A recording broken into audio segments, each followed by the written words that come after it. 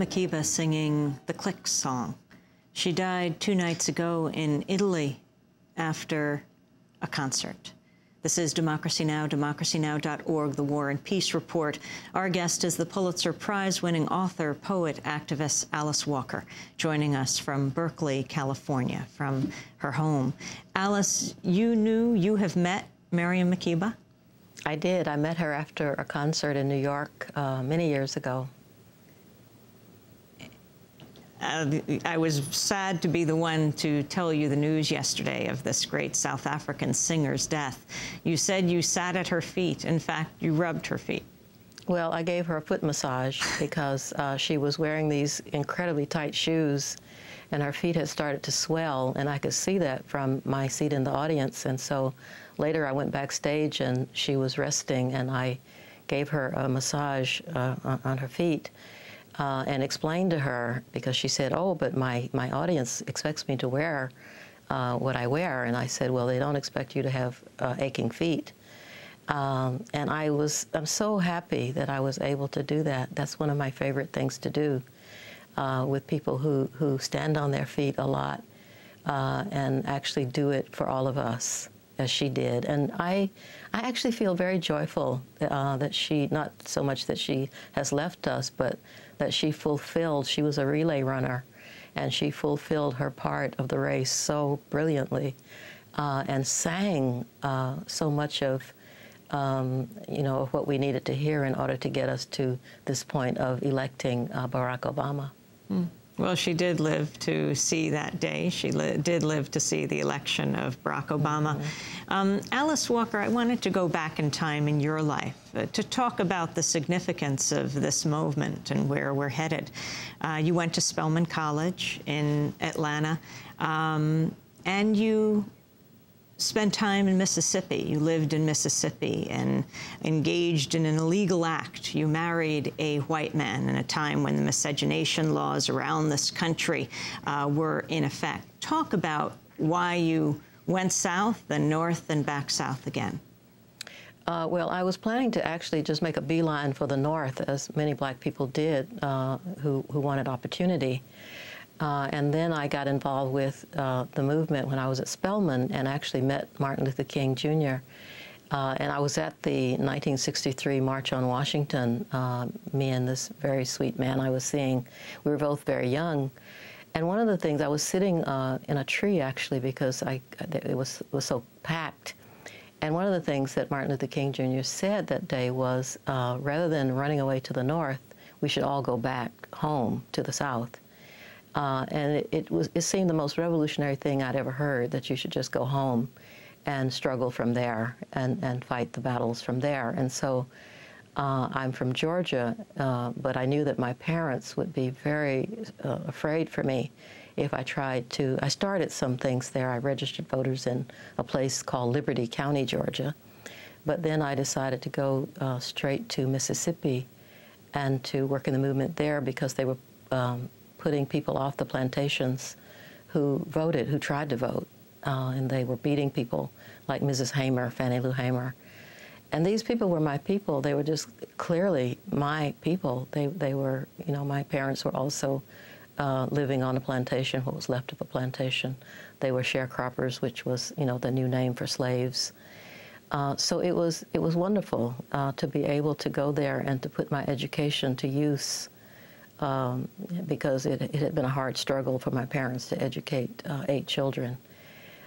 So that's how I got to Mississippi, and we were there for 7 years. We were the only legally married, well, in the northern states we were legally married interracially, but then in Mississippi, of course, we were illegal, and we waited to see what would happen because we challenged the law.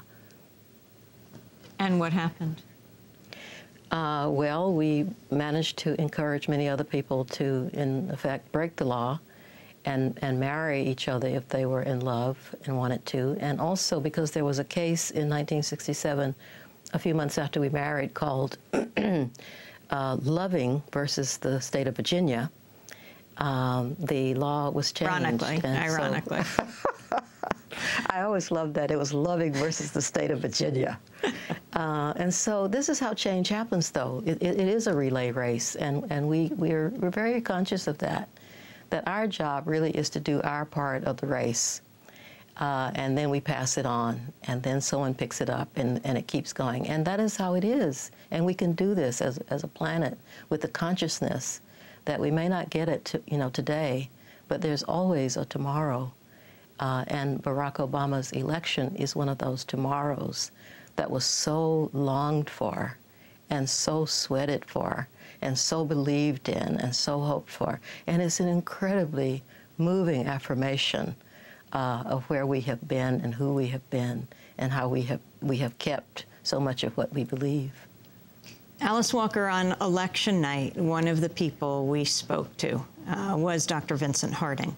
He was a close friend and colleague of the Reverend Dr. Martin Luther King. In fact, he wrote Dr. King's major anti-war speech, Beyond Vietnam, the speech that Dr. King gave a year to the day before he was assassinated. The speech was given at Riverside Church on April 4th, 1967. Dr. Harding talked with us. I was with Juan Gonzalez and Jeremy Scahill about what he saw as his role after Obama won the election. I am much more deeply involved in the hopes for what we can do to help push him into the place that he needs to go. He's taking a good start at this point by winning this magnificent election, but he is not going to be out there as a messiah by himself. We who believe in freedom are going to have to stand around him, stand beneath him, stand in back of him, and do everything that we can to keep reminding him that what we need is to move towards the very thing that he's been talking about, creating a more perfect union, creating a more just and peaceable society, creating a more democratic society.